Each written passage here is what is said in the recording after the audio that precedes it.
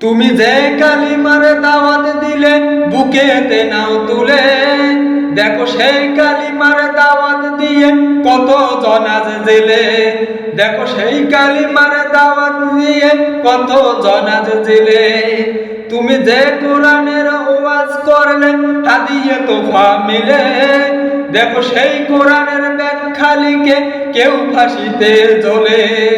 তুমি দুনিয়ার মোহে জীবনের মায়া ছাড়তে পারো না, প্রভু রাহে প্রাণ মিলিয়ে দিতে জানো না।